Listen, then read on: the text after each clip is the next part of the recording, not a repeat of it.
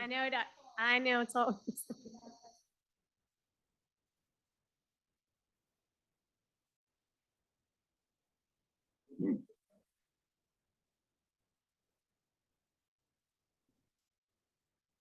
Yeah, Zoom makes it so easy to stay home and work.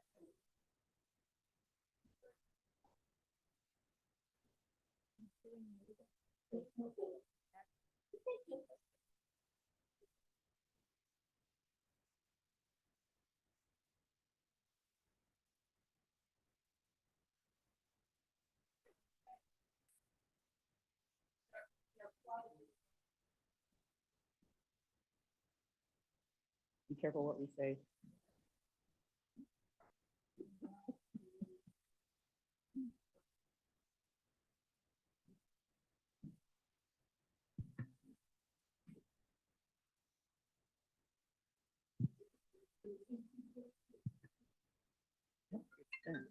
Testing, testing.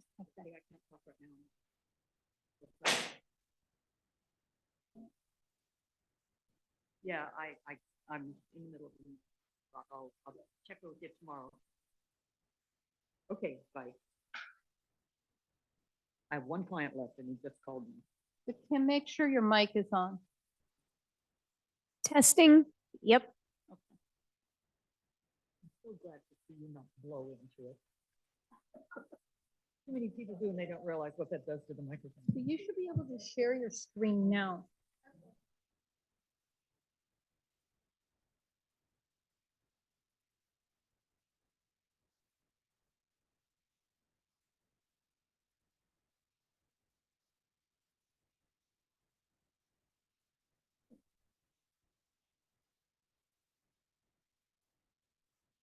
I spoke at the last meeting.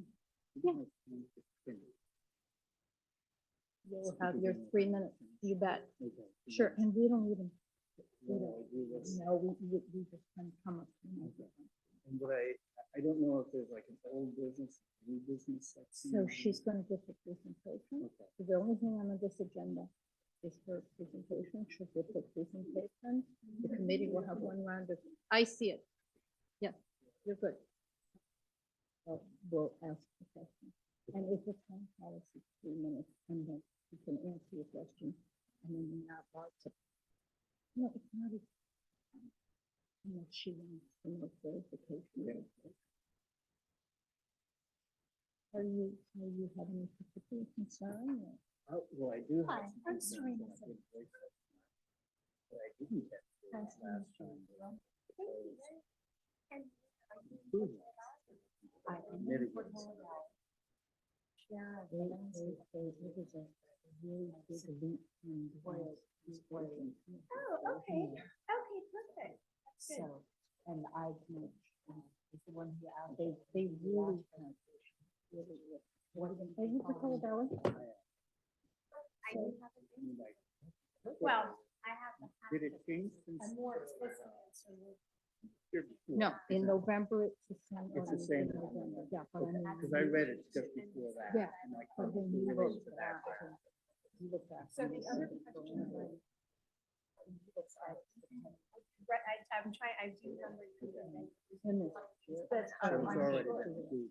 So the other question. Well, I is, respect. So much. Yeah. And we're glad to have you here. Our next meeting is 2 days. So my And then we have another meeting. Okay. We have actually openings on the committee.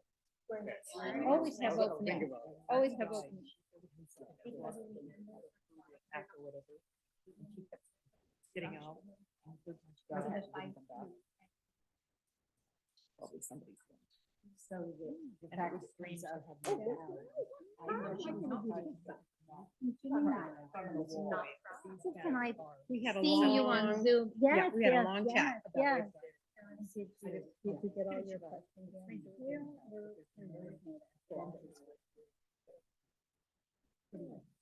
Funny, Oh, I see. And you really have to be careful with that insurance, because when I installed mine.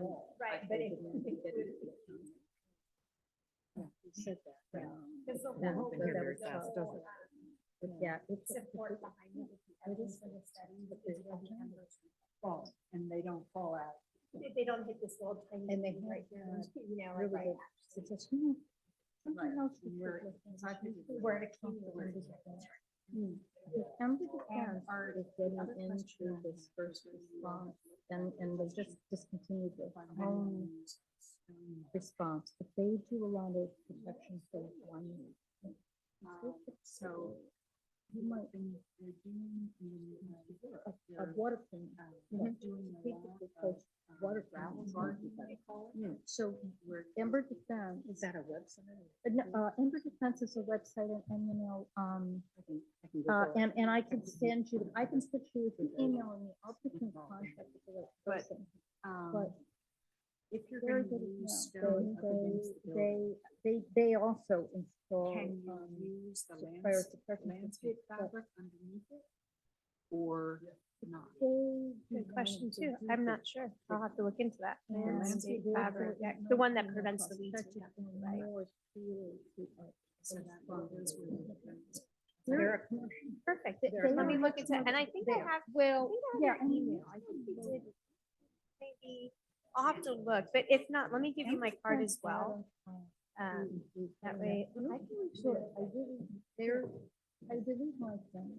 They're moving more towards individual homeowners that can adjust to, but they're gonna set you up with individual contractors and stuff. But they do, as a group, winery and large properties. Nice to have So- I can hear that. Yes, that would be yes, great. I'll put you in contact with them, because they read my email.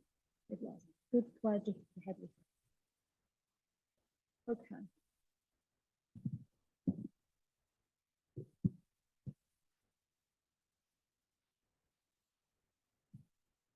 Are we ready? No, we've got 2 minutes. 2 minutes.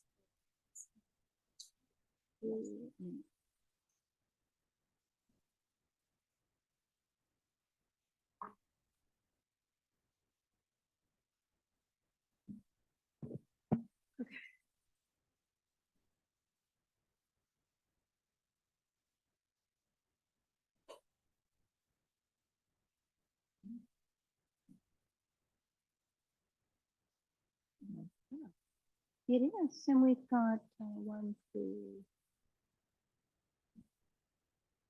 Well, yeah.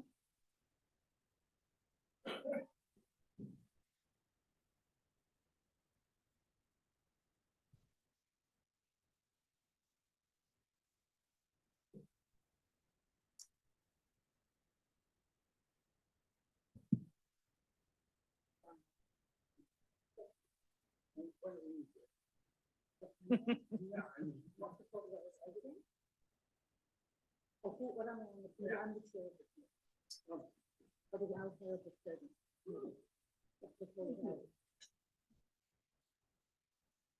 I didn't hear your name.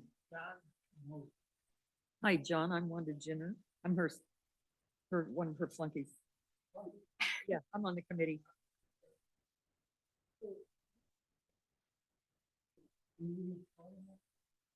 No, I mean, it's Wildfire Preparedness. The Town Council of Portola Valley, and we handle wildfire preparedness. I didn't even notice that you're here. I think the committee, no, I think the committee's been only around for like 6 years. Yeah, I think I don't 6 know, years. I haven't been on it that long. Yeah, You have one more yeah. committee member to meet. 6 years, I think, yeah. A 5, and we actually have 2 people, one out sick and one is taking care of her daughter who just had a baby.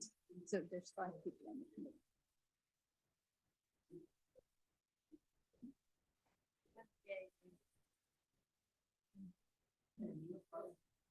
Yeah. She's the most important part. She's the secretary and keeps on it.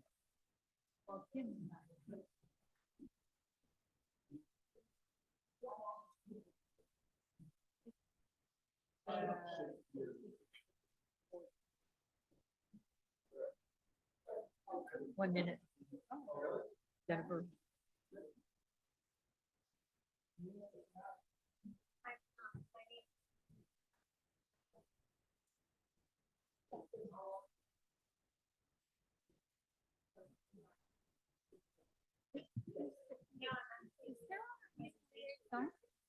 Is Sarah our new liaison? Is she our new? Yeah, I know she's the mayor, but. Oh, I think. Yeah, I think she wants to see what happened. There are a lot of things Okay. in this town. So hi, can everyone hear me? Yeah. Is the mic working? Is the mic working? Okay, great. Okay, I'm going to call the meeting to order. It is 5:31. 6:31. Oh, 6:31. There you go. And we're going to do a roll call. So MJ, you're here. Wanda Jenner's here. Jennifer Hammer's here. And both Nona and Dee is, they're gone.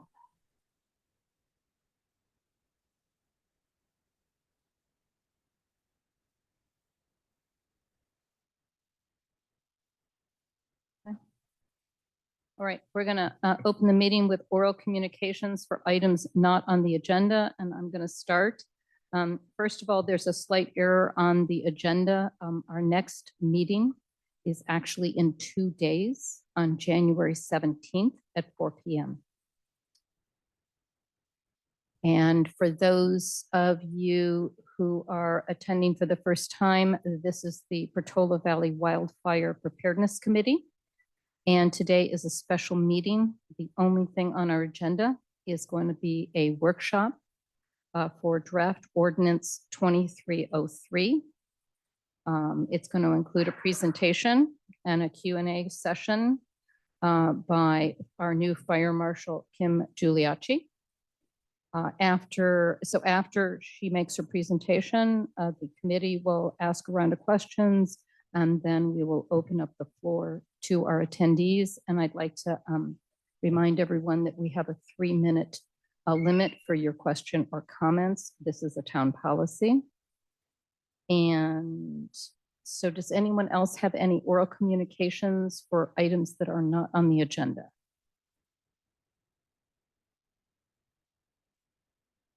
Okay.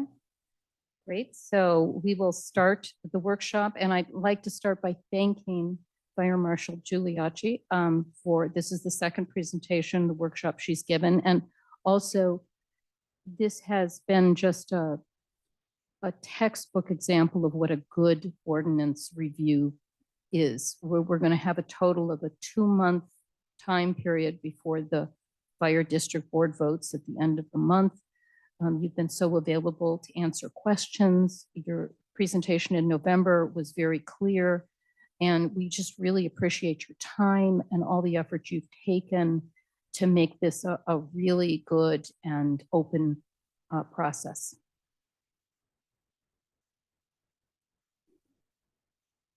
Thank you, Jennifer. I appreciate that. This has taken a lot of time, but because of the impact that it would have on the residents, the fire district wanted to make sure that we provided enough time, education, awareness for the residents to be able to understand what this draft means, and as well as provide any clarification and guidance, as well as get feedback from residents so that we can make this ordinance the best that we can make it for everybody. So with that, before I start the presentation, I just have some announcements I wanted to make. On behalf of our Public Education and Emergency Preparedness Division, this is coming from Selena Brown, who is our Public Education Emergency Preparedness Coordinator. She wanted to let all the residents know that there's a class coming up on January 19th and 20th. It's a 2-day class at no fee. It's called When Disaster Strikes, Prepare, Act, Survive. It's being taught by a company called Teaks. They're out of Texas, and it'll be at Station 19. It is on our website if you want more information on that. And also she wanted to let residents know that the family first aid kits are available, and you can go to the WPV Ready store. The link is on the website. Next announcement is the chipper schedule is going to be, it's almost completed. So it will be mailed out in probably around the beginning of March, along with the defensible space inspection letters that we normally send out every year. And what we're asking residents to do is if they can go online and confirm, there'll be a link and everything. So it'll give you guidance on what to do. But basically, if you can go to the website and confirm your date of pickup when it comes to your time, because we want to make sure we're not missing anyone's piles. And then the last announcement I have is I did wanted to announce and let all residents know that the first reading for this proposed ordinance 2303 will be scheduled to be read on February 27th. So it's giving residents an extra month and time to go over and review what is being done today, and along with all the responses that will be provided today. So with that, I will start the workshop.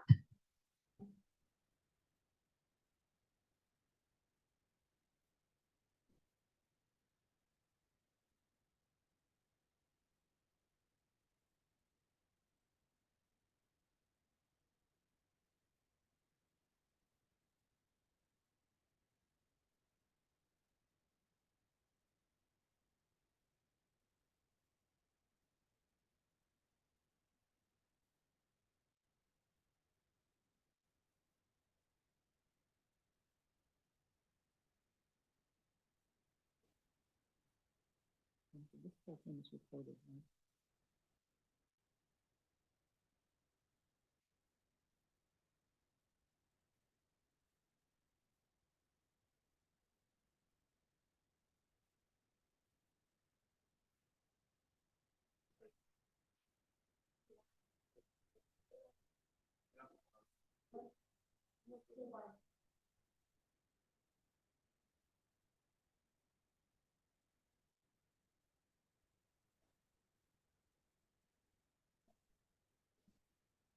Okay, so first, I'm going to go over the first part of the workshop is going to be mainly the common questions that came up on the November 15th workshop. There was a lot of comments, a lot of feedback. And in the last 2 months, I've received a lot of emails from a lot of residents. And so I compiled everything from notes that were taken from the recording from the Zoom meeting, and I've compiled them all together. And so I wanted to start with things that were the most common questions first, and then they'll go into individual responses. So one of the first questions that came up was requesting an inspection. What's that process look like? So basically you can either currently you can call our fire administration office, or you can send an email to our info email. Eventually, we will be creating a link on the website that allows you to just click in and you fill out a form to request an inspection. You can schedule it right there online, whatever date and time works for you. So that's still in the works. But in the meantime, this is the way to schedule your inspection. The inspection is at no charge, so there is no fee associated with it. We go out, we do your initial inspection. The inspector who goes out with you, it's preferable that you're home. So if you are calling in for an inspection and scheduling it, the inspector will be there. They'll walk through with you your entire property. I also wanted to highlight the fact that there is more than just doing a defensible space inspection. So when the inspector is with you, they're not just looking at what this local ordinance would be, but there's also other ordinances that are in place as well as the fire code. So there are different things that pertain to residential homes, such as your addressing. Is your address clearly marked? Is it visible from the street for us for emergency response? So there's going to be different things that aren't in this ordinance particularly, but we will still be looking at as well. And on your inspection report, all these things would be notated. There's also on the inspection report, there's something called positive findings. So when they're looking at your home, and let's say they always start at the house first. So if they see you have they're going to look at what type of roof you have. If you have a Class A roof, they're going to notate that, and it's going to be a positive finding. And if they see that all the screens on your vents are 1/8 of an inch, that's another positive finding. If you have enclosed eaves, that's a positive finding. So they're going to notate everything from positive findings to things that are violations to things that are recommendations that we're not enforcing, but we're just recommending. So there's different levels of what your report is going to say. It's very clearly identified when you get your report. The report is sent to you by email within 48 hours of after your inspection is complete. In addition to your scheduled inspections, throughout the year, the inspectors are going to be given a list of homes that they're going to be required to inspect for the year. So in the fire protection district, we have 6,000 parcels. We don't have enough staff to be able to do all 6,000 every year. So you will be on a 3-year rotation cycle. So each house is going to be looked at initially once every 3 years. We will be conducting 2,000 parcels a year, with which the number of inspectors that we have is about 500 inspections per inspector per year. So because we don't come see you this year, you're probably on the list for next year. And if you're not on that list, you're on the year that follows, and then you'll be on a rotation from there. So that's kind of just that part of the inspection process and what it looks like as far as when it's your turn. Now, timeline, because I know that's a big question. Everybody wonders, when we go out and do an inspection, how much time do I have to comply? Well, the short answer is you actually have about 3 years, because we're not going to be coming back to your house to do another initial inspection unless when we go out, which everyone's going to be in the same boat. So when we go out and do your initial inspection, most likely we're going to be back in 3 to 6 months just to check your progress. It won't be anything. It'll be a reinspection that we notate things that have been corrected or things that haven't, but that's really what that's going to look like in a 3-year, or in a 3-year time period, because realistically, we're not going to have the staff to be able to go to every single house that many times a year. Re-inspections also take time. So you'll still be on a list for us to follow up, but that's why I say the short answer is once every 3 years, because that's when we're coming back. Now, when we come back in that 3 to 6 month period, just to check on your progress, we'll be looking at what you fixed. But there's also another way to have compliance. You don't have to wait for us to come back and do a re-inspection. As a property owner, you're given a code to your actual inspection report that you log in online, and there you can see everything that you need to correct. And as you correct things, you can upload the photos to demonstrate that, hey, this tree has been limbed up, or we cleared this area, or whatever it is that you did. And we are able to see the photos and mark it off as being in compliance. And then your inspection report is a constant living document. So it's constantly being updated.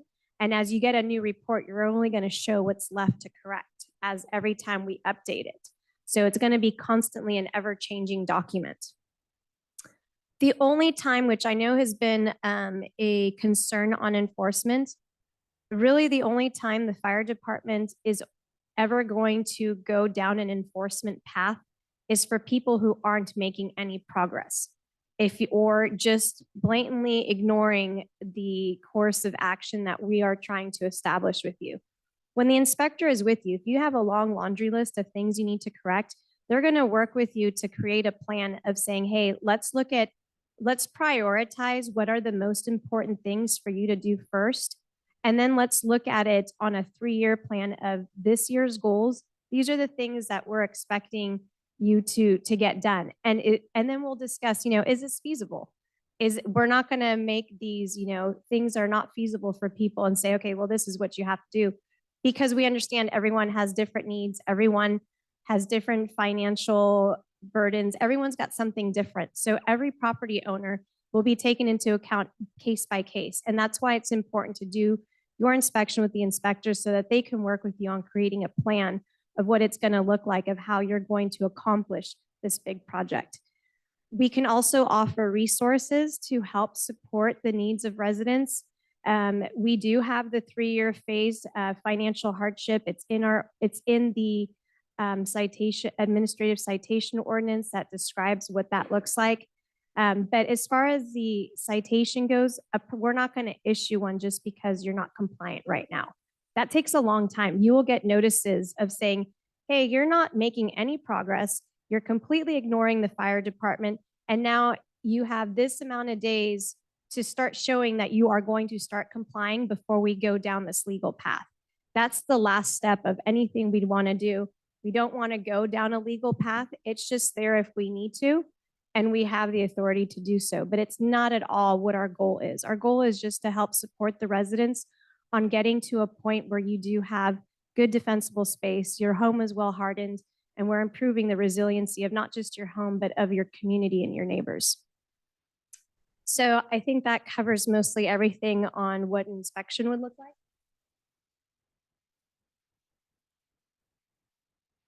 The next part of with this ordinance, we will be rolling out. So currently there is a standards and guidelines manual.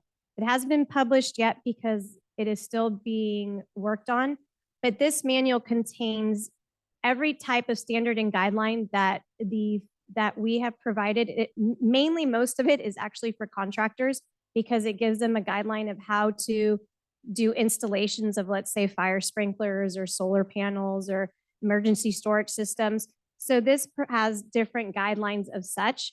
We are also going to be adding into this now a defensible space and home hardening guideline for homeowners, or for property owners. So that gives clear instruction on what is expected out of this ordinance for the property owner. And in that, it'll describe the inspection process. It'll provide you pictures of before and afters, what it looks like from different lot sizes, different looks of different properties. So you have an understanding what it means if you're on a small parcel or a large parcel, the differences between the two, and what will be the requirements that surround each of them depending on parcels. Additional info that'll be in there is ground covering information. It'll include the heights of ground covering, irrigation. So there'll be resources as well for ground cover. So there'll be details in there as well. And there will also be included a separation requirement. All different trees have different separation requirements, and we understand that. So in order to help guide residents on understanding if I have oak trees as opposed to I have maple trees, or whatever type of vegetation you have, that we can make the proper recommendations on what the spacing requirements are going to be. I know there's appendixes that are at the end of the ordinance that give specific guidelines on height requirements, vertical, horizontal, and then it depends on the slope size. That's a general guideline. And from what I've learned from it is that can be adjusted depending on species. So that's something that'll be included in the guidelines.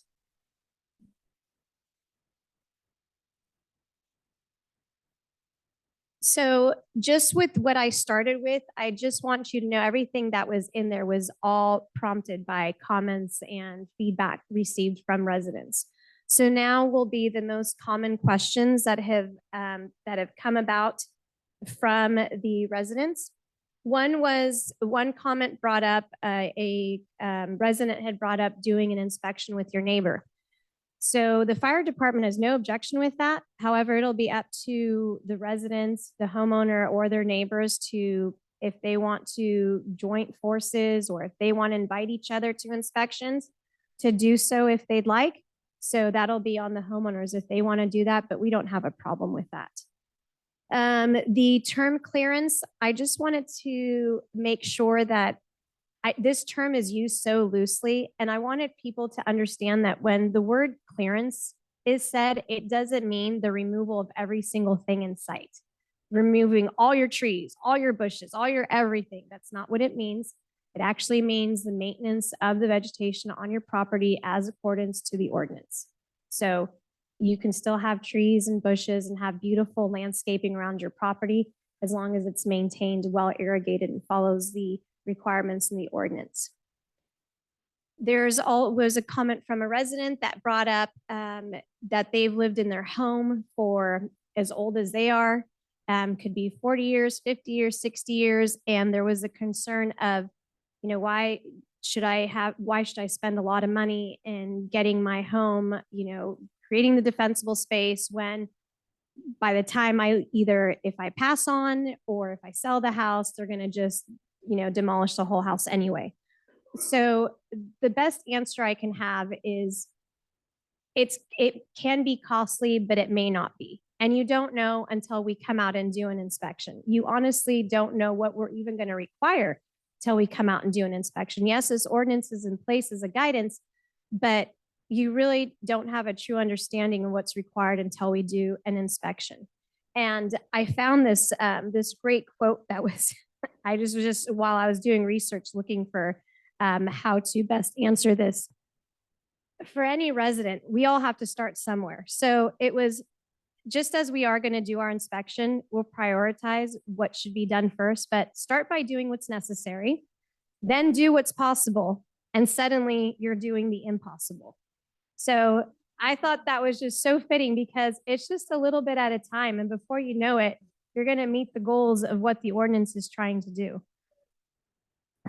The last thing that I have on that is also just to make people aware that we do have resources. We have the Young Men's League who will volunteer and come to your house and assist with defensible space clearance. If you're interested in more information on that, you can email Selena Brown, and I put her email up there, but she's the one who she's a direct contact with the Young Men's League, and she can coordinate that for you. There was also a request for a list of vegetation. I had offered, if any residents want to get together and put some together that we could utilize. I did do some research on it with the thank you of Nona, who's on the Conservation Committee. She provided some links that would help with some fire smart plants that we can put on so we're going to be adding those links to our website as a resource for homeowners, as well as Denise Ania with Firewise, our previous fire marshal. She offered some resources as well. And FireSafe also has some great fire smart vegetation that they have on their site. So all these links and resources are going to be directly on our website under the vegetation management tab. So it's not there right now, but we're working on publishing that page and putting it together so that residents have something to go by.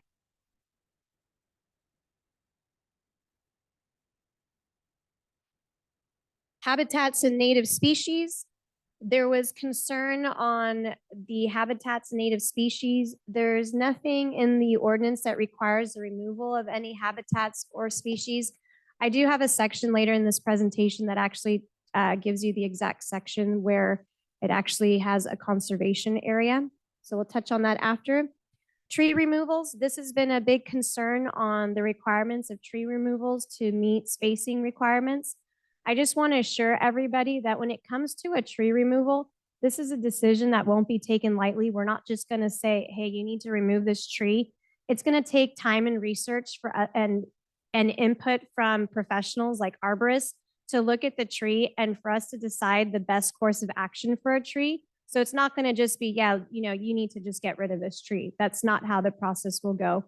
We know there's a lot that goes into a tree. I am not an arborist. I'm not a specialist, so I would not be one to be able to tell you about the removal of a tree, only what the ordinance states for requirements on the limbing up and the cutting back of branches. But again, depending on your tree, we may have to seek extra consultation on how to trim back or prune a tree so it's not injuring the tree. So I just want to make sure that we're all in understanding of what that process would look like. Under the suggestions and education for Zone 0, we are also going to be adding into the list of hardscaping bare ground. That was brought up from a resident and it was like, oh yeah, that's true. That's kind of not in there, but certainly bare ground is completely acceptable for hardscaping around your house in the Zone 0. So that will be added into the list. I wanted everyone to also be aware that though this fuel mitigation ordinance does not talk about home hardening at all, it's still important to do. It is required in the government code. Therefore, we are the authority having jurisdiction to enforce the government code and what it states. Basically, and I think there's another slide on it, but since we're on it, I'll just speak on it. Homes built after the year 2008, there are requirements that come to roofing, vents, eaves, windows, doors, siding. There's all sorts of requirements that are in there, and those are enforced by us and we can enforce them in existing construction. Homes that were built before the year 2008, the only thing that can be enforced are requirements on vents and roofing. So I just wanted everyone to be aware of that. That's still part of your defensible space inspection, even though it's not in this ordinance. This ordinance is only talking about your fuel mitigation. In the realm of new construction, there's a notation in the ordinance that talks about new construction that this is the list of species that will no longer be permitted to be planted in new construction. We will be adding a notation in the education and recommendation section that for this zone to actually also recommend the removal if you do have these species, but it won't be a requirement for existing construction. It'll just be recommended to remove because of its high flammabilities.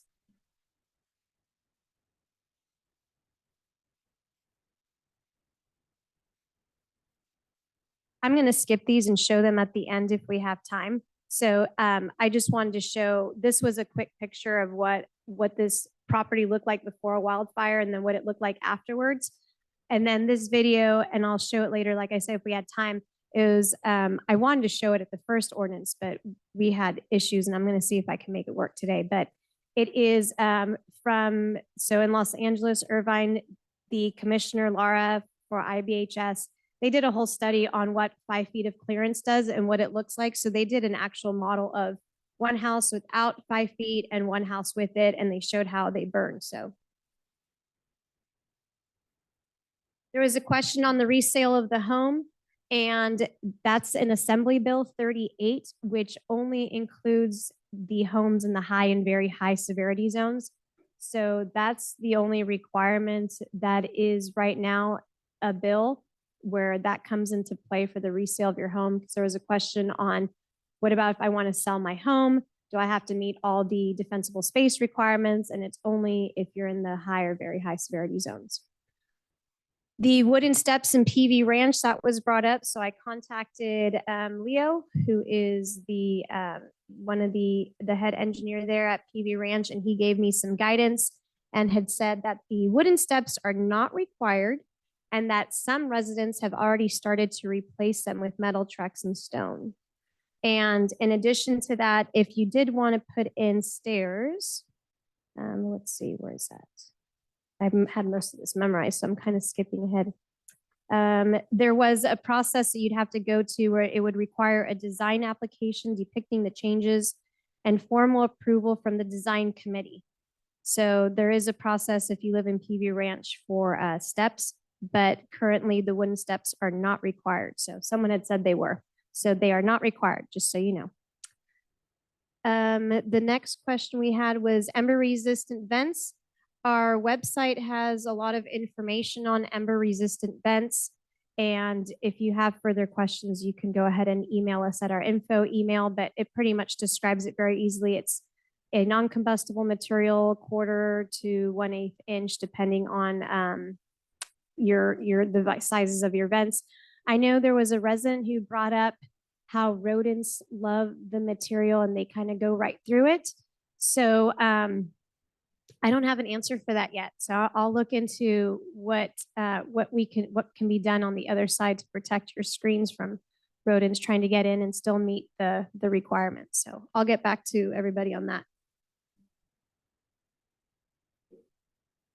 Another question on homes and decks that are built around trees. It was, will I have to remove the tree? No, you won't have to remove the tree. Most likely your deck, or if you had any kind of deck around your tree, that'll burn before the tree actually does, depending on the circumference of the tree. But if your home was built, just making sure that your home, you meet the home hardening requirements. That's the best way. That's the only answer, but there's nothing that we would say to remove the tree. We would just recommend, do some home hardening. We'd also look at, trimming back your branches if they're over your roof. So all the same maintenance requirements that are in the ordinance would apply. If you have one of those trees that are in the middle of your home and expand over the entire roof, then it would be more, if you can at least create 10 feet of separation from the top of your roof to the bottom of your branches, and then keeping the dead and dry leaves off of your roof. That would be the extent for that.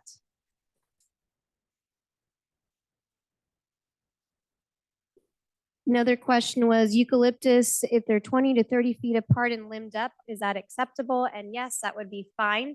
So we can, though we know how eucalyptus burns, it's super important if you have eucalyptus to keep them well maintained, keeping them limbed up. removing all the dead and dry fuels and pieces of all the leaves and branches that fall from them. Remove them from from the ground and around the tree.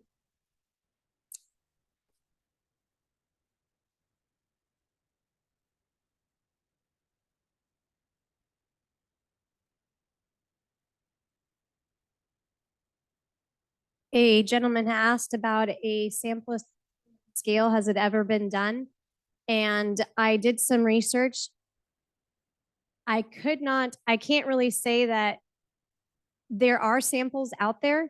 So in looking at Firewise communities, which I would look at as being a sample because there are requirements that meet the defensible space requirements and home hardening in order to be a Firewise community, that there are 500, as of March 22nd of 2022, there are 500 Firewise communities in the USA. So the only answer that I could provide as a comment to that is feel free. You can drive around California and look at all these Firewise communities and see what they've been doing and how successful they have been. For now, we only have 4 in our community. So I even encourage you to even look at the 4 that we currently have as it continues to grow, just to have an idea. We're going to be a sample and we'll be able to see what we look like in 3 years and what kind of progress we've made. I thought it was interesting though on Firewise. So I just wanted to bring this up really quick because I found this interesting. There was a Hollister Ranch in Santa Barbara County. They were the 500th Firewise community. So they're the ones that were rewarded as being the 500th community. They had 133 parcels and they became Firewise. And on March 12th, just 4 days as being recognized as a Firewise community, the Hollister fire broke out in the Hollister Ranch community. 2 homes in the path of the fire had been spared by defensible space efforts. The homeowners had recently worked to clear brush and their foresight allowed firefighters to defend their homes, providing that hard work and cooperation really does make a difference. I found that by chance that happened, but how fortunate for that community that they had already become Firewise and mitigated what needed to be done. And so anyway, Firewise, we have a link on our website. If you're interested in becoming a Firewise community, please do go to our website for more information. It is proving to be successful in a lot of communities, and there is a process for it. So, and feel free, Deputy Fire Marshal Hurd, he is the coordinator on that program, so you can reach out to him for questions as well. The privacy hedges. A lot of people are concerned about the privacy hedges. So there's nothing in the ordinance that actually says to remove the hedges. However, what it does state is because of that zone 0, you would want your hedges to be at least 5 feet away from your house. And you would also want to create some kind of separation from your hedges, depending on how they're laid out, that they're not creating a long candle wick back to your structure or to someone else's structure. So again, it's hard to give one answer that would apply to everybody with this, but just know that you can keep your privacy hedges, but it just has some maintenance requirements around it. And it's a lot easier when a fire inspector is out there to assess what you have to be able to make the proper recommendations for you. There was a question on fire access road and driveway. So I'll just read those really quick, even though it is defined in the ordinance.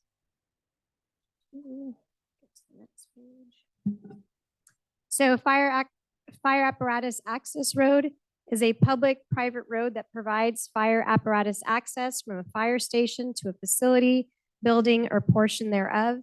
There is a general term that includes but is not limited to fire lane, public street, public right-of-way, private street, parking lot lane, and access road. So that's the definition of the fire apparatus road. And a driveway is an access road from the public way to a structure that is used for public or private vehicular access, including fire and emergency apparatus or vehicles. This triggered something that I wanted to make sure was clearly identified that it is in the ordinance. So if you are an owner who lives along a fire apparatus access road, please be aware that the ordinance does say to remove hazardous vegetation that is within 10 feet measured horizontally from the edge of the apparatus road and 5 feet horizontally from the edge of any driveway. So those clearances are required. One, because it's an evacuation route, and two, because it's where the engines are going to access properties. It also states that no parcel owner may allow any portion of vegetation to interfere with the street and emergency vehicle access.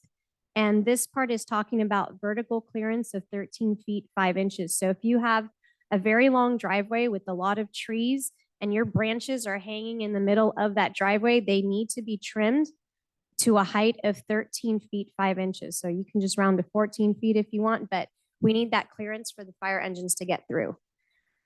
There is along Alpine Road and, Portola Road, there's a lot of different evacuation routes that we have along the district.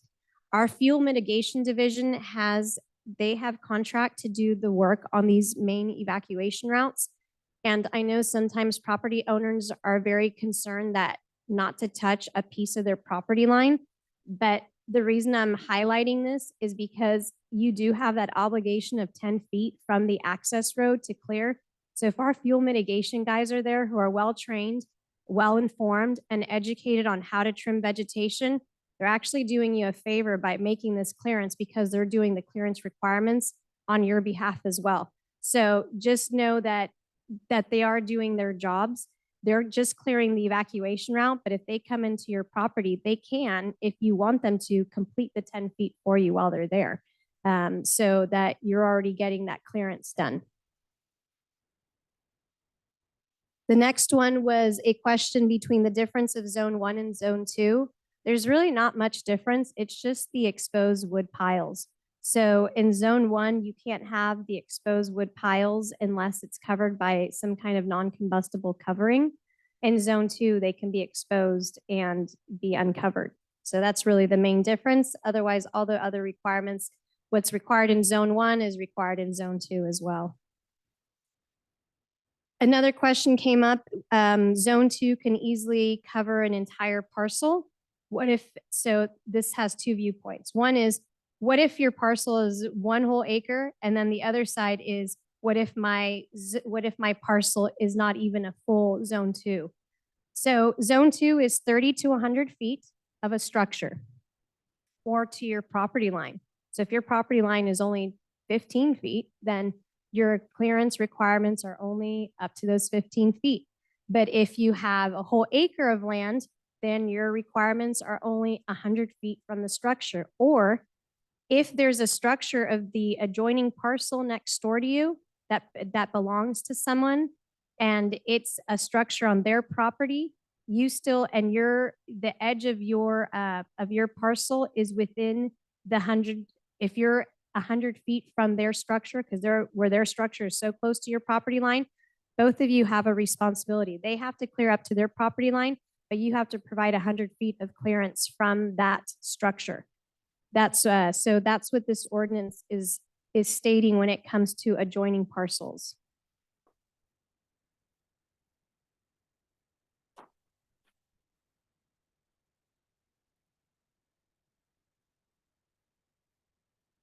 And that's in section C, adjacent parcels. So it talks about the 100 feet and the responsibilities and who's responsible to clear it.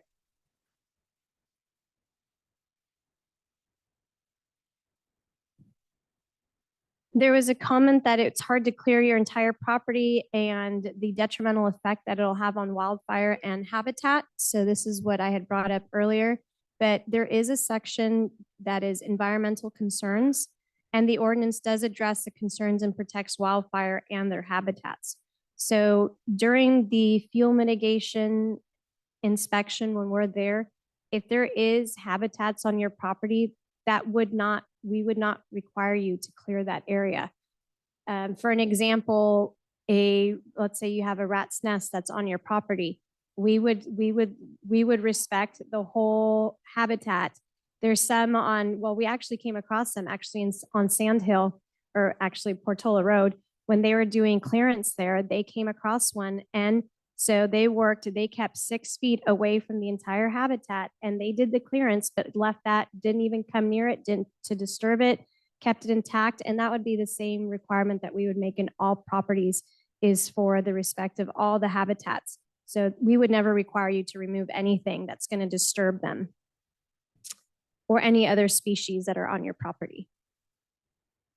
I would also expect that a resident would utilize experts to do research before they remove anything, especially older, larger trees. As I stated before, we want to make sure that before you remove anything that may have effect to your land, whether it's erosion, whether it's you're on a cliffside, and we're looking at how we don't want your hillside to fall. So though the recommendations or requirements of spacing in between your vegetation, it's not going to be something that's like, oh yeah, let's just move everything. No, we need to look at having consultation coming in and reviewing what is the best course of action. How can we accomplish this? There are a lot of companies, experts that do this out there. I believe that a lot of people have Nextdoor. I think we can reach out to various resources to figure out what landscape companies and professionals and arborists are out there that can assist with this. So we have a wonderful internet in our world, and so research is at our fingertips to find reliable sources. There was a comment made on habitat living on concrete, and I just wanted to re-specify that there's nothing in the ordinance that talks about everything having to be concrete. The only thing that talks about hardscape, not necessarily concrete, is in zone 0. And that wasn't just concrete, it was gravel, flagstone, permeable pavers, blocks, pervious or porous concrete, and other non-combustible materials. And it's just to create that ember resistant zone. So there's nothing that says that your whole property needs to be in concrete, just that 0 to 5 feet. The construction. There was a question on section 3 of the ordinance applicability, and the question was, there's a section that reads, the amount of fuel modification necessary shall consider the flammability of the structures as affected by building material, building standards, location, and type of vegetation. Fuel shall be maintained in a condition so that wildfire burning under average weather conditions would be unlikely to ignite the structure. And the question was, what does this really mean in application? So in the simplest terms, it would mean that we have to take into consideration the construction of the structure in order to understand how everything surrounding it will affect how the structure ignites. And this is something, again, when we do our inspections with you, that we can help provide guidance on that.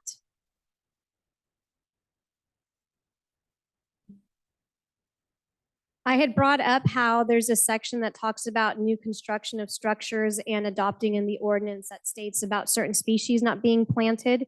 And there was a notation we were going to make on for existing structures. We are also going to be adding an exception of saying for new construction and existing structures after, so the exception is going to be those planted prior to the adoption date will be exempt from this requirement. So I think right now it just says new construction, but we're going to include it to say existing structures as well. And again, the recommendation will still be under the recommendation education to remove these species, but it will not be required for existing. Fences, there's some confusion on fences. So there's 2 areas in the ordinance that talks about fences.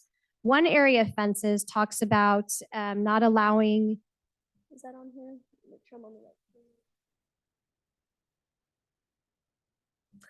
One area talks about that you can't have any type of screen or fence or structure made of bark, mulch, wood chips. What it meant was there's people who have properties and they've gathered multiple wood chips and have created a wall as like their privacy wall, or they've used a lot of cut vegetation to create this wall. That's so in a sense, it's kind of like a fence. So that's what this is referring to, that you can't do that within 100 feet of a structure. So, or if it's 10 feet from a road. So some people who live on a hillside, they've pushed all this vegetation or wood chips to the edge, and it can't be, there's a 10-foot separation requirement from the fire access road as well. But that's what this is specifically talking about, is just people that cannot be done on your property. So it's no mounds or mountains using any type of this material. Then there's another section that talks about fences. So in the ordinance, there's nothing that says that you have to remove your existing wooden fences. But there is a recommendation that says to provide 6 feet of separation from your structure to your fence. And one recommendation is the 6 feet of section of wood fence that is touching your house is removing that 6-foot section and putting in a metal gate or something, some other non-combustible fencing material, just to create, again, that separation of that candle wick of a fire burning along a fence and making its way all the way to your structure. There was a question that was brought up that why 6 feet instead of 5 feet? So from what studies have shown, that because of the flame lengths at 6 feet, that's where the 6 feet came into play, because with every foot, there's an increase, there's a whole formula, but flame lengths can increase exponentially. So that's where the 6 foot came in. If you want to do 5 feet, that's still too close. You're still going to get flame length. So that's why we want 6 feet, because that extra 12 inches makes a big difference.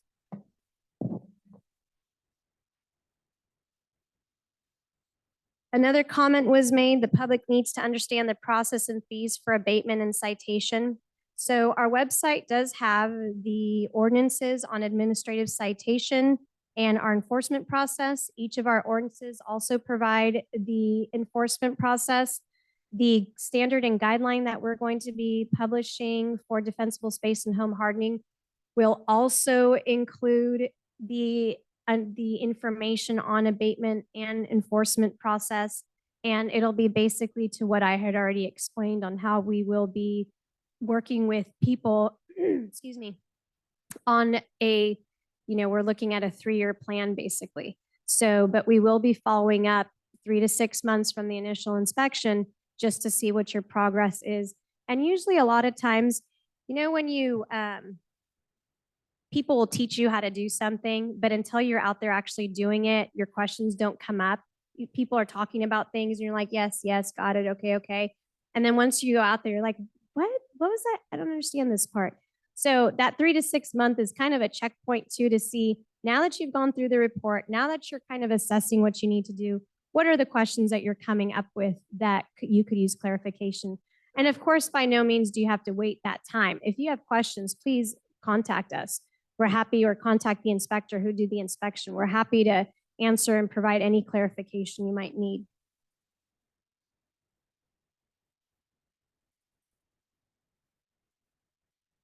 That kind of covers a little bit more of the phase compliance, but in the ordinance, there is an actual location that talks about a phase compliance due to financial hardship.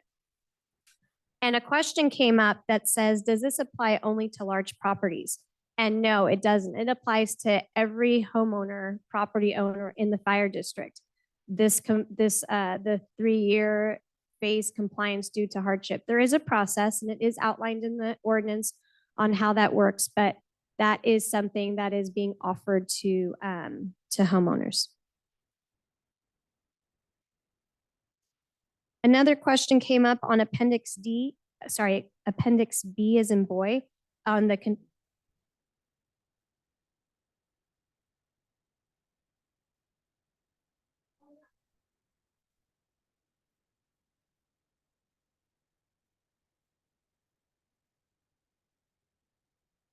So Appendix B, continuous requirements, that talks about it talks about larger trees in the spaces.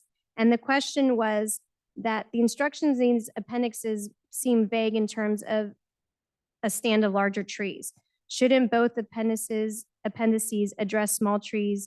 Shouldn't property owners be asked to thin out most small trees of that size, preserving only a small number as replacement trees?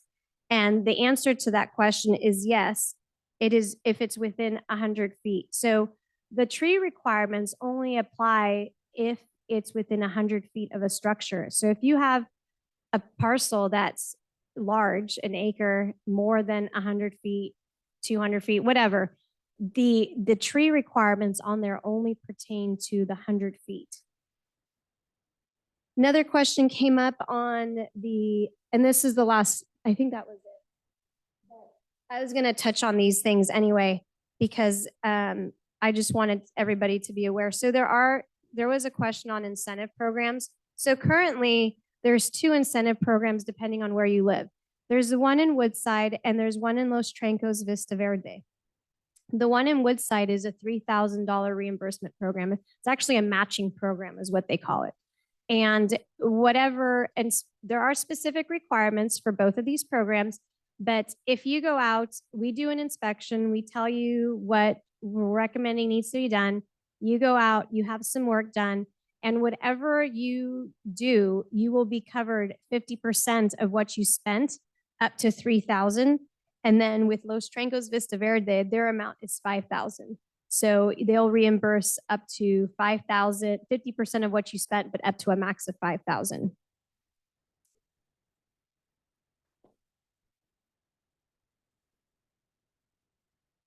And the last thing I was going to touch on is there will be a new definition that we're adding, because there is a lot of confusion, and I did receive a lot of comments on this, on what fire resistant vegetation actually means. So we'll be providing clarification and distinction between what that means between brush and fire resistant vegetation. So that'll be added into the definition section.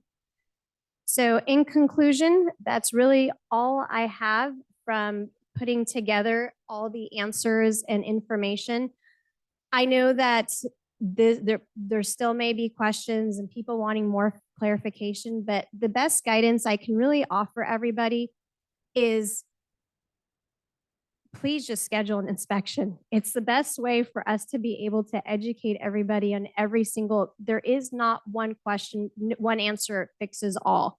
And this ordinance is on a general large scale of looking at an area as a whole. And that's what this is just providing, is minimum, bless you, minimum guidelines, minimum standards is what this is establishing. There's been questions on insurance, and I'm just going to touch on that because people are concerned about insurance.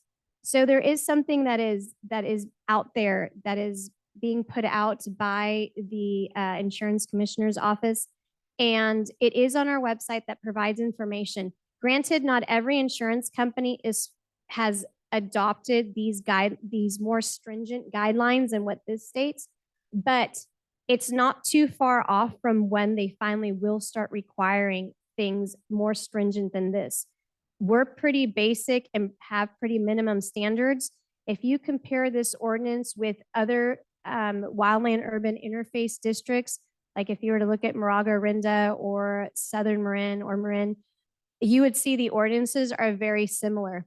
And the biggest reason for that is, again, this ordinance is coming from the Model D defensible space template that was put out by the state of California as a means of helping jurisdictions create some kind of local ordinance that follows specific guidelines in their jurisdiction, which we are doing.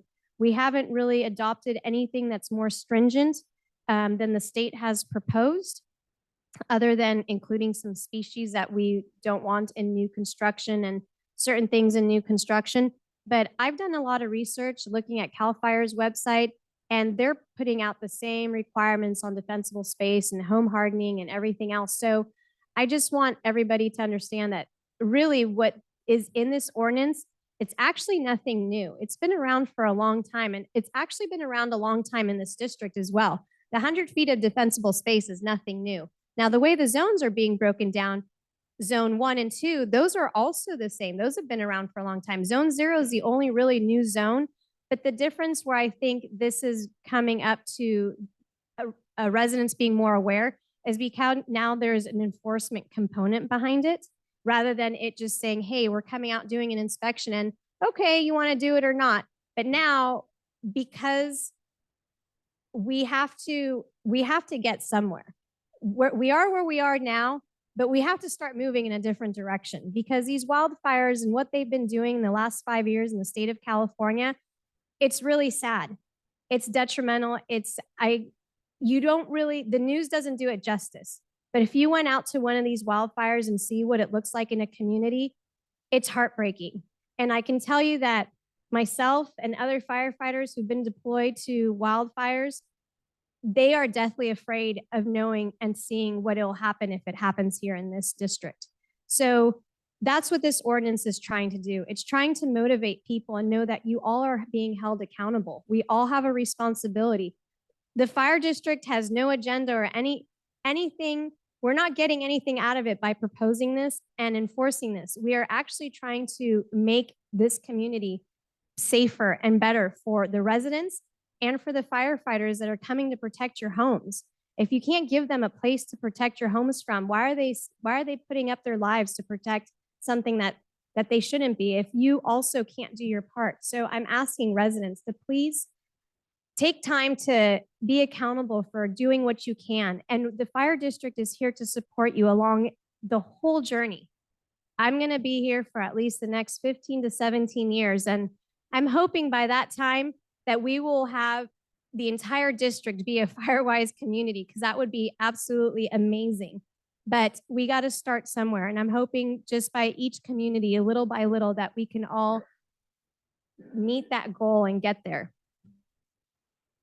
There was also, last note to make, I just found this while I was researching vegetation as I'm learning, because I am new to this wildland urban interface industry. This is very new to me. So I have been learning with the feedback from residents and support from committees like the Wildfire Preparedness Committee and the Emergency Preparedness Committee. I mean, every single committee out there. I've attended many meetings and just trying to learn from everybody, everything about the world here, this community that we're in. But one of the research I found that it says that careful research is required to find the most fire safe and most native trees in your area. You can plant trees that create a natural fire break and give you the best chance of stopping a fire's progress. With careful considered planting, you can create a landscape that is more resilient to fires. That kind of got me thinking. We all have these landscapes and vegetation around our house that are very special to us. And I started to think, what if we started to transition into replacing some of the higher burning flammable plants with plants like this and still be able to have the vegetation we have, but now we're just changing the types of plants we have. So it was just a thought that I thought about when I read that, was like, we could still accomplish this, but maybe just doing some switching out of plants. And not that this is something that's overnight, it's going to take time and it's going to be ongoing, but maybe just something to think about when we're redoing landscaping or when we're planting plants, is really taking thought instead of just thinking, oh, this is really pretty. Let's look at what is this going to do to my yard, my front yard, my environment, my community. And again, that's only because of where we live. That's only because we are in a wildland urban interface. If you live somewhere else, it would be totally different, but that's not what this community is. So I just want to thank everybody for coming here today, for those here on Zoom today. I appreciate the opportunity from the Wildfire Preparedness Committee to allow me to do this workshop. And I am thankful to everyone's comments and feedback. I have taken the time to listen to everybody and to take the time with everybody to try to make this ordinance a successful rollout for everybody. And I know it's a new change for many, but it's something that has been around for a long time. And I just would appreciate the ongoing support that I've been getting for this ordinance, and that we do our first reading at the end of next month. So for the next month and a half or so till then, my email is still available. If you have any more comments or concerns, please feel free to email me. Thank you.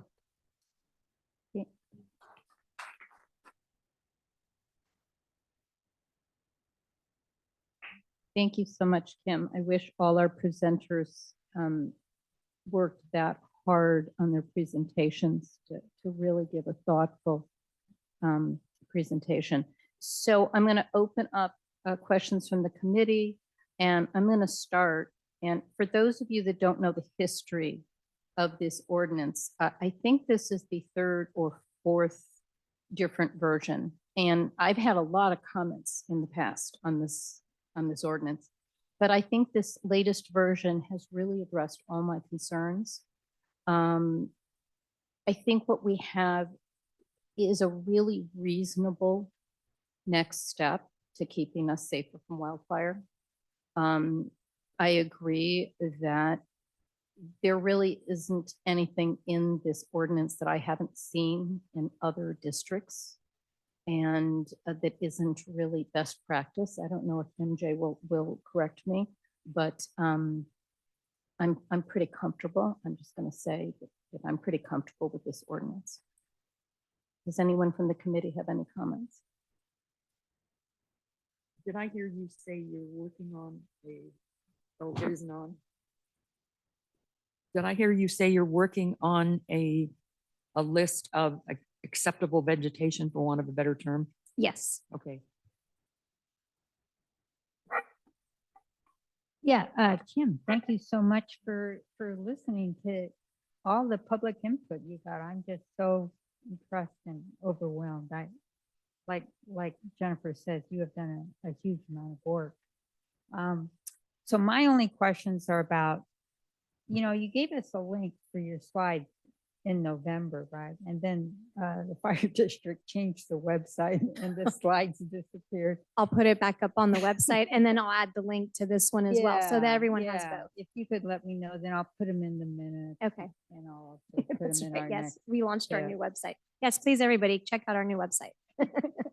Yeah. Oh, and then actually there was, I did happen to look at the website a little bit today, and I noticed that your vegetation management section offered that people can now borrow a chipper. Is that true? Ooh, that's good. I'm gonna have to look at that.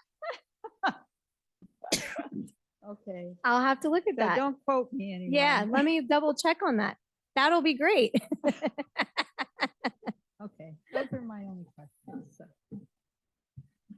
So, and I'd also like to say that for those of you that are attending, this doesn't stop for this committee when the ordinance gets passed. We're going to continue to work with the district to answer questions and to clarify some conservation concerns and to figure out how we can help educate residents. So if you have questions that are ongoing, I mean, obviously email Kim, but if you have Portola Valley concerns, please feel free to email our committee. Our email is on the website, and we can bring things up during our meetings. So we are a source of knowledge for you as well.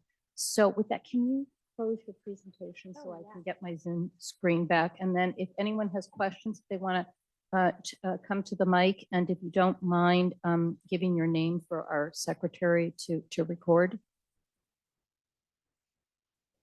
What comments or questions? 3 minutes. Yeah, just come up. Just come on up.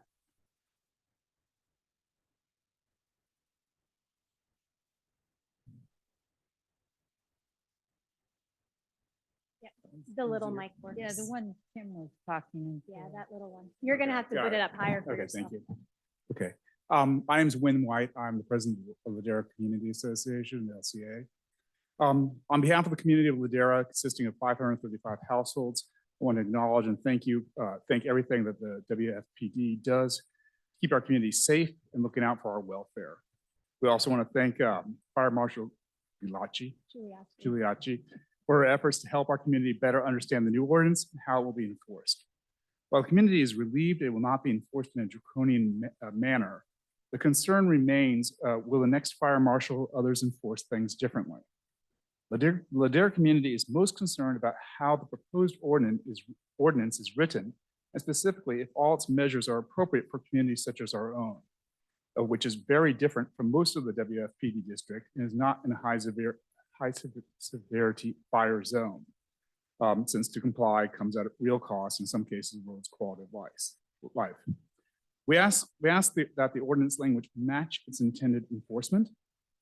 The LCA also requests that the WFPD hold a study session about the proposed ordinance, focusing specifically on whether or not the one size fits fits all approach makes sense, and to adjust the language to better fit an area such as ours, where our homes are much closer together and there are many natural fire breaks from the roads that intersect the community. I'm sorry, I lost my thing, which an area such as ours where the ordinance is not reflective for which it is intended. If there is insufficient time to give this its due consideration, we request that the reading be further delayed until this can be examined and resolved. Again, the Ladera community wishes to thank the WFPD for keeping our community safe and secure. Thank you, Lynn.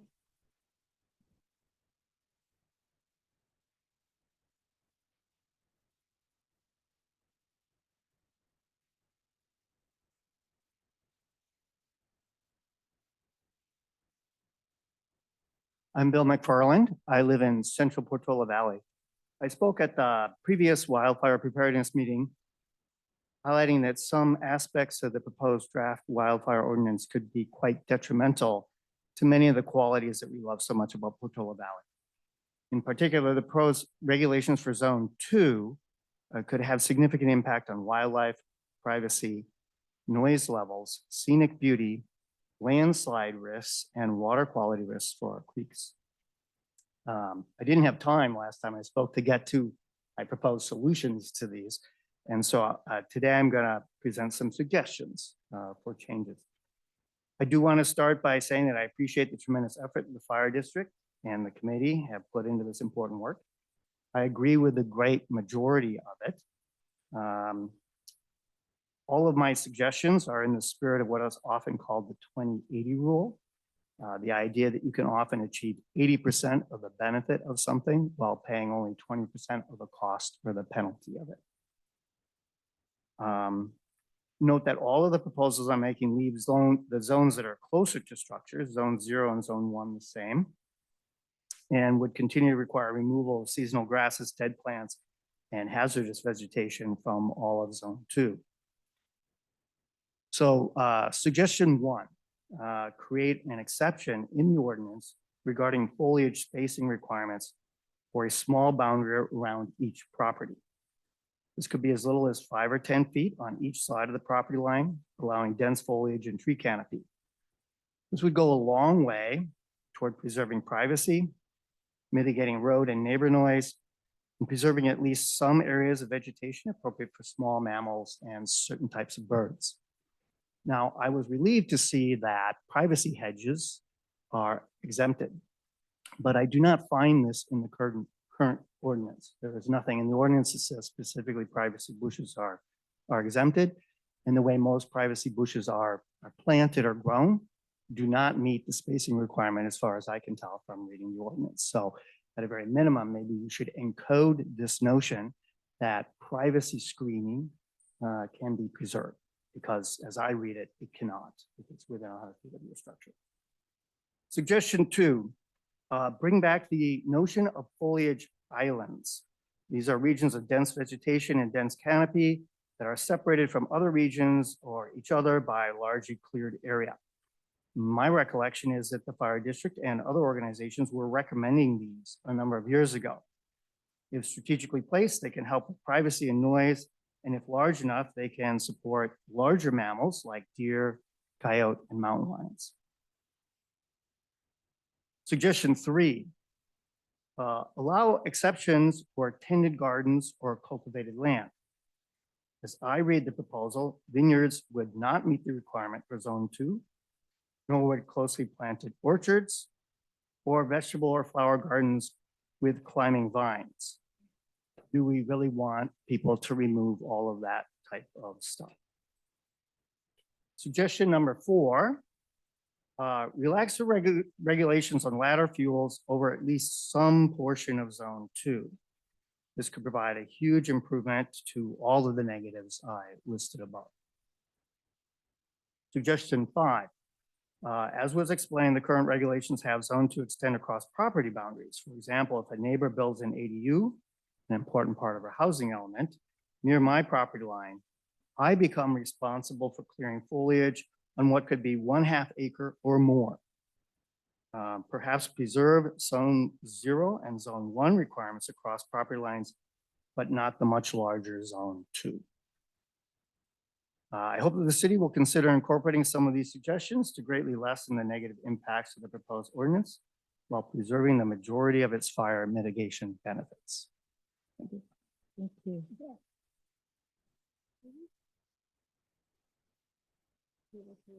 Suggestions. Thank you. And I will get to the people on Zoom, but I'm going to let the people in the schoolhouse comment first. I didn't fill out a form. But we don't do forms. My name's AC Ross. I live in Ladera, and I joke about, I currently live in my retirement plan. So we had a lot of damage in January because of the rain. We need a lot of foundation work and erosion control work. I'm just getting to the point where I can afford to do some of that. And by the way, I wanted to say thank you for all the work you've done, making this clear, because I was struggling figuring out how to accommodate it. Now I have to accommodate the fire prevention concerns. My question is really a two-parter. Is there a way to get an early scheduled examination and some help so that before I make a plan with the foundation people, the drainage people, the retaining wall people, and the arborists, that I can pull that all together and get some professional advice on what I can and should not do? And the second is the county, San Mateo County, prepared for if we have to take out a tree? And I've taken out a tree before. It's a lengthy process where you have to file for, you have to pay to take your own tree out. And then it takes several weeks where people get to comment on it. If there is a provision for, oh, that one's got to go, that the county says, yeah, that can go, you don't have to pay for it. The last thing is, because I need to do retaining wall work, drainage work, I would like to know that the county knows that some of this stuff is coming because of the fire mitigation, and might have people on board, or at least be prepared for, if not a lot of people, a number of people who are in a hurry to get some work. So it's really just a couple of questions. I don't have any suggestions, sorry, but I'm in the middle of trying to do this planning and I'm in a hurry. I'd like to point out that there are probably other people like me who are doing repairs still from last year, and who we would like to get just a little bit help faster. Now, I'm not saying we don't get help. I'm just saying faster inspection, faster processing from the county. Is it okay if I answer really quickly to both? Yes, please. Mr. Ross, you can schedule at any time. We do the inspections year round. So whenever you want us to come out, give us a call and we'll schedule an inspection. Thank you. That'd be perfect. And then I will get back to you on, I'm going to give you my card if you could send me an email, but I'll get back to you on San Mateo County. I can contact them and find out with this ordinance if there's something that we can work out with them for that more expedited process and see what that would entail. I'm concerned because I have a lot of very big trees, redwoods and other things. Some of it too close to the house. I assume they're going to have to either be cut back or cut out. Okay. And between the expense and the time, that's it. Thank you. Good luck. Any other questions from attendees in the schoolhouse? Okay, let's go to Daniel Warren on Zoom.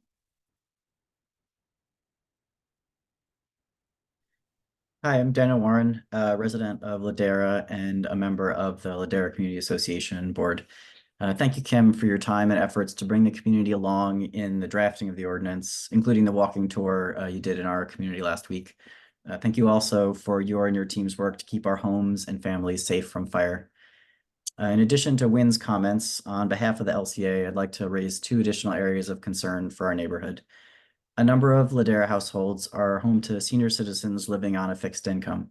Other residents don't have room in their budgets for big expenses, but don't necessarily fit the financial hardship rules as written. We need to better understand how compliance with the new ordinance will be funded. Will the WFPD execute the process of finding and writing grant requests to help pay for the mitigations, or will you find, vet, and pre-negotiate preferred rates with companies that will do the work, for example? Secondly, we feel there needs to be some sort of governance and appeals process that includes an independent third party that can give consideration beyond just wildfire risk factors when a conflict arises.